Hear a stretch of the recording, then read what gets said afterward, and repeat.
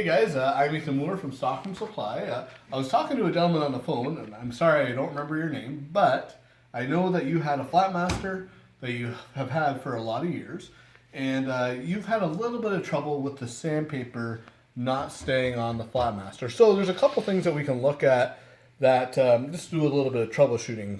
Now, first thing, we'll just take a look at the Velcro. Now, I did just do a video on replacing the Velcro that you guys can watch. I'll link the video up top here. But this Velcro on this particular drum, this drum is over 12 years old.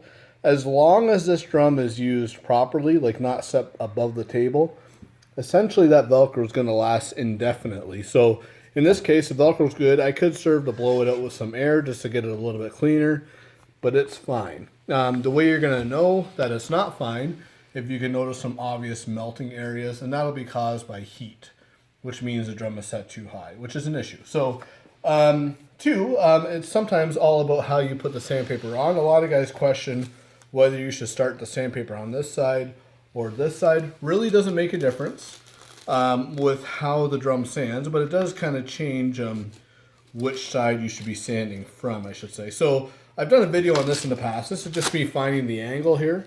It's a cool little tip. You got the angle in the Velcro. That Velcro is 3 inches wide. The sandpaper is 3 inches wide. So if I get a straight edge and I lay it along that Velcro here and line it up to that Velcro, that angle right there is going to be the angle I need to cut the sandpaper at. You know, actually I'm on the wrong side here.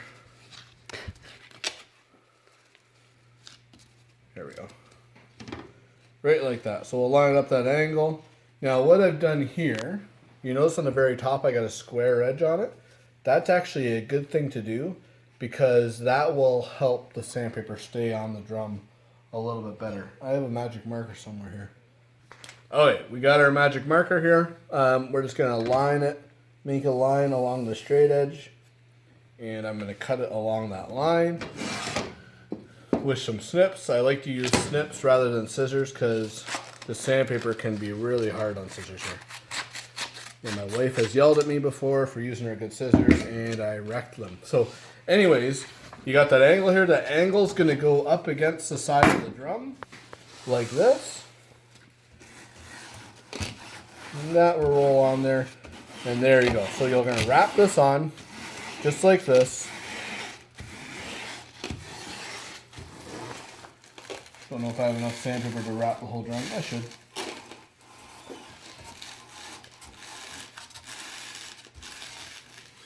Look at that.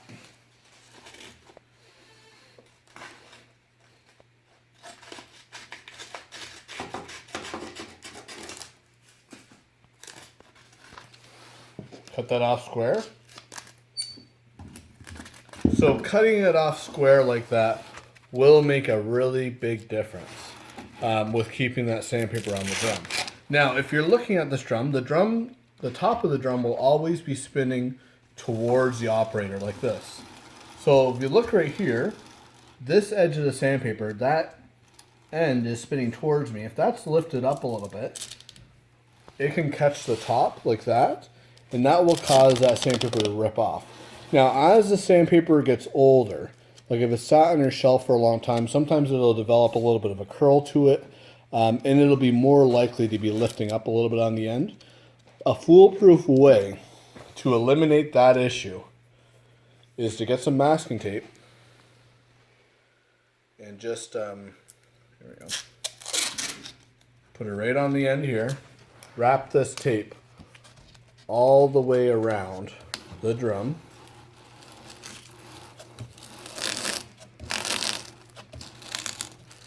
Just like that. So now there's no chance that end's going to come off there.